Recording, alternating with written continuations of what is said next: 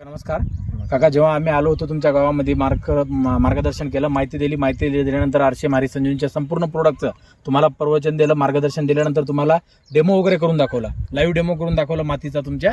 तर मातीमध्ये ज्या जागी आपण वापरला होता औषधी आणि न वापरल्या जागी त्याच्यामध्ये ग्लासमध्ये तुम्हाला इम्प्रूव्ह दिसला, बदलाव दिसल्यानंतर तुम्ही आपल्या आरसे मारी संजीवनीच्या प्रोडक्टला म्हणजे तुम्ही वापरून बघितलं, एक वेळेस अनुभव घेतल्यानंतर तुम्हाला याच्यामध्ये जी आजची तारीख आहे 8 जुलै 2026 ला आपण आज बघण्याकरिता आलो. तर तुमची लागवडीची तारीख काय काका? पूर्ण नाव? हिंगोली. लागवडीची तारीख किती आहे काकाजी? 7 जूनची तारीख आहे. 7 जूनची म्हणजे 1 महिना 1 दिवस झाला आज. 1 महिना 1 दिवस झाला. तर सुरुवातीला तुम्ही बेन प्रक्रिया केलं, डिफेंडन्स प्रेमॅक्सची बीज प्रक्रिया केली, ते उरलेलं पाणी बेडवर डबल टाकून दिलं आणि त्याच्यासोबत आपल्याला 5 किलो जलसंचय वापरलं. एका एकरला 5 किलो जलसंचय वापरलं. तर काका, जलसंचय वापरल्या जागी आणि न वापरल्या जागी जलसंचयचा काय बदलाव दिसते आपल्याला? जलसंचयचा हे भुसभुशीत जमीन आहे, जराशी चिकट जमीन झाली. जिथं वापरलं नाही तिकड चिकट जमीन झाली, कुठे जाईना त्याच्यामध्ये. याच्यामध्ये म्हणजे आरामशीर बोट चालले, माती एकदम नरम आहे, पूर्ण आहे का नाही, पूर्ण एकदम सुपीक माती आहे, पूर्ण टोटल बी घेतली तरी.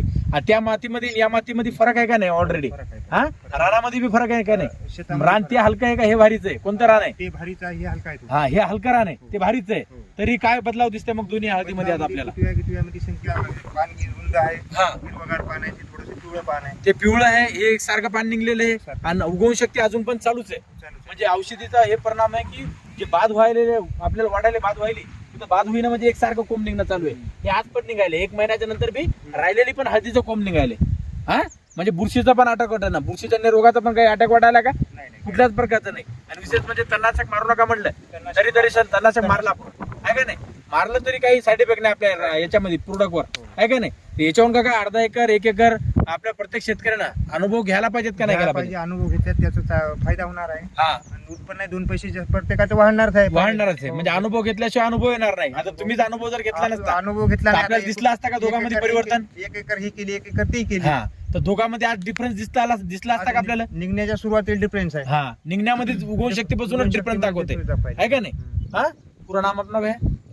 मेरा नाम कलीम खान रशीद खान पठाण, राहणार धानोरा जागीर, तालुका कळमनुरी, जिल्हा हिंगोली. 4 जून रोजी हळदीची लागवड केली होती बीज प्रक्रिया करून. माझी बीज प्रक्रिया केल्यानंतर पूर्ण हळद अशी एकसारखी निघाली, उगवण क्षमता पण चांगली झाली त्याची. एकसारखी उगवण शक्ती झाली, जर्मिनेशन झालं, सर्व झालं. जमीन पण एकदम भुसभुस आहे, नरम आहे का नाही? आणि विशेष म्हणजे एक ड्रिचिंग पण झाली, याची अजून ड्रिचिंग झाली नाही.